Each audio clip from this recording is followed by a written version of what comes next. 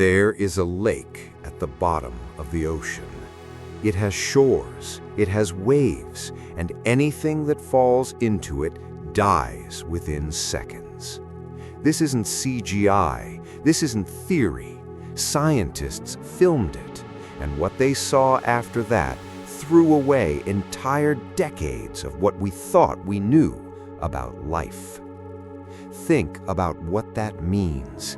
The ocean is already a most unknown place on the planet. We've mapped more of the surface of Mars than the seafloor. And even knowing that, nothing prepared researchers for this. A lake inside the ocean, with shores, with waves, with its own rules. And the deeper they went, the darker everything became. But how is that possible?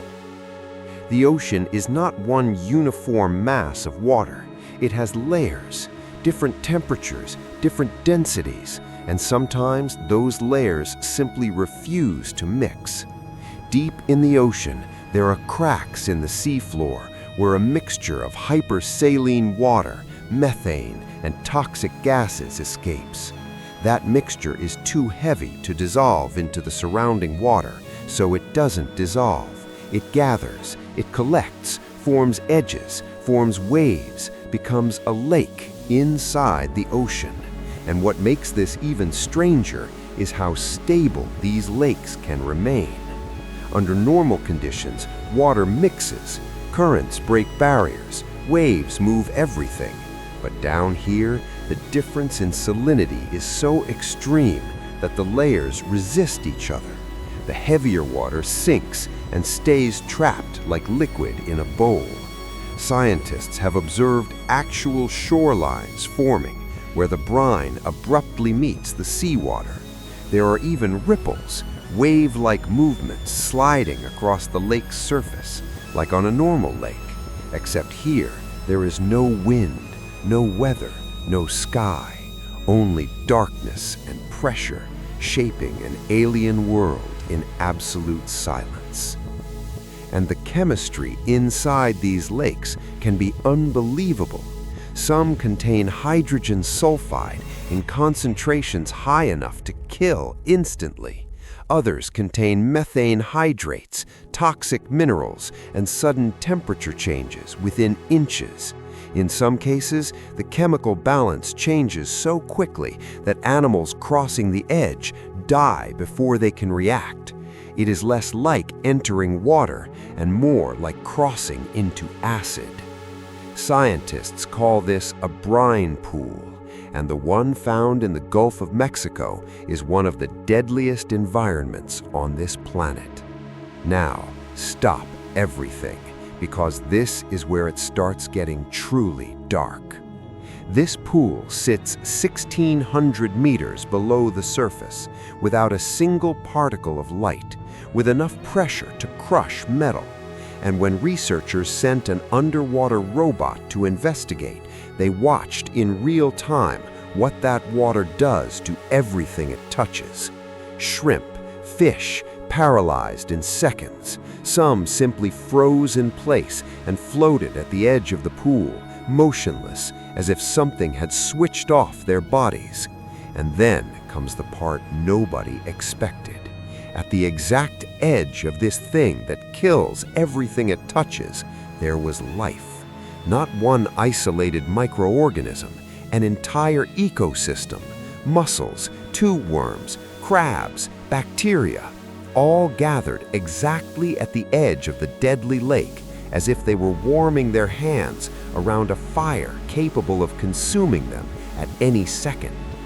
That alone would already be a headline, but it doesn't stop there. The mussels had bacteria living inside them. Those bacteria didn't use light. They didn't use photosynthesis.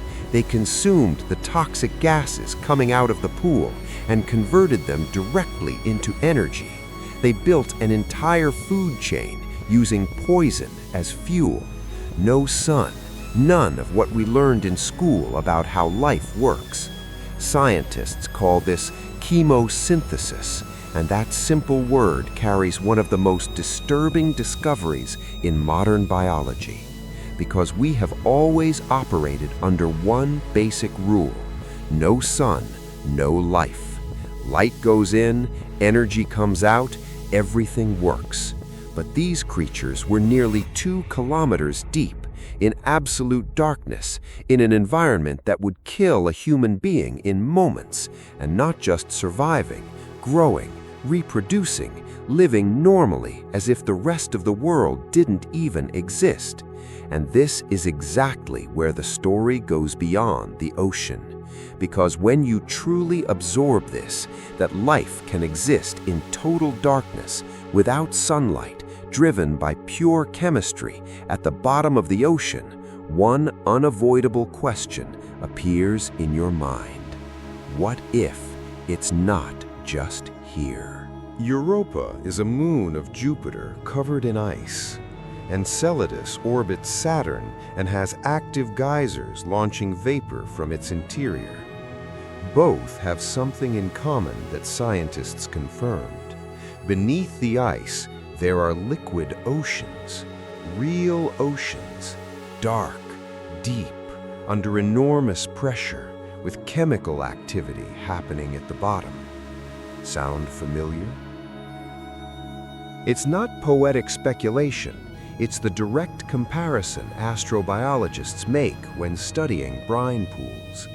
The Gulf of Mexico became a laboratory for understanding what may be alive on those moons right now. If life emerged here, in a lake of poison without light, 1,600 meters deep, there is no longer any solid argument to say it cannot exist there. And that changes the entire search for alien life. For decades, scientists focused on planets in the habitable zone, places close enough to a star for liquid water to exist. But discoveries like this force science to rethink everything. Maybe sunlight is not the requirement we believed it was. Maybe life does not need warm climates, blue skies, or breathable air. Maybe life only needs chemistry, energy, and time. That is why NASA and other space agencies are developing missions for these frozen moons. The Europa Clipper mission will study Jupiter's moon in unprecedented detail. Future missions may drill through miles of ice, searching for hidden oceans. And if they find hydrothermal vents, chemical plumes, or brine-like environments, scientists may already know exactly what to look for, because Earth revealed the blueprint first. In other words, one of the most important clues about extraterrestrial life may not come from space. It may already be hidden at the bottom of our own ocean. The question is no longer, is there life beyond Earth? The question is exactly where we are looking and whether we are looking in the right places. And it gets even more disturbing. The researchers who found this pool were not looking for it. The robots simply approached during a routine survey. They noticed something strange in the image and decided to investigate. What they filmed that day took years to analyze. The footage was terrifying. The cameras recorded fish getting too close to the edge and suddenly losing all movement. Crabs approaching cautiously and stopping exactly before the boundary, as if they sensed danger. Eels and shrimp floating near the toxic water and then simply dropping motionless. The robotic submarines captured scenes so strange that some researchers described the environment as an underwater graveyard. One expedition reported finding white bacterial mats spread along the shore like snow. Under the LUB's lights, the edge looked frozen, silent, dead, until something moved. Tiny creatures crawling through poison as if it were normal ground. The deeper the camera went, the more it looked like footage from another planet.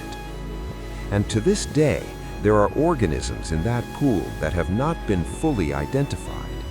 Things living in one of the most hostile environments on the planet that science still cannot properly name. And that is what few people know, and what makes it all even more frightening. It is not just one pool. There are brine pools in the Red Sea, in the Mediterranean, and in several parts of the Atlantic. Some stretch for miles. They are so dense, so separated from the surrounding ocean, that submarines crossing their edges felt as if they had crossed a physical surface. One researcher described the experience as entering another world. The instruments reacted differently, the vehicle behaved differently, as if the properties of the water had completely changed, because they had. This did not come from a science fiction script. It happened, it was documented, it was recorded. And every year we discover more.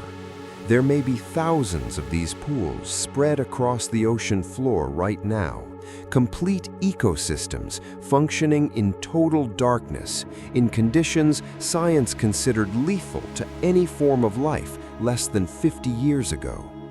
The ocean continues proving that we know almost nothing. Every time we draw a line, something down there crosses that line without asking permission. And it is when you put all of this together that the real weight hits. There is a lake at the bottom of the ocean. It kills, it paralyzes, it dissolves. And even so, creatures found a way to live exactly on its edge, to turn poison into food, to build an entire community in a place where absolutely nothing should be alive. This is not just a scientific curiosity. It is a shift in perspective about what life means, about where it can exist, about how wrong we were and how wrong we may still be right now without knowing it. The ocean covers 71% of this planet. We have explored less than 20%, which means in practice that more than 80% of the largest environment on Earth is still total darkness, crushing pressure, and complete mystery. And in the small part we have already seen, we are finding lakes inside oceans with ecosystems rewriting the rules of biology. Imagine what exists in the rest. The ocean is still full of secrets, and this is only the beginning. Subscribe to Fact Harbor for more mysteries.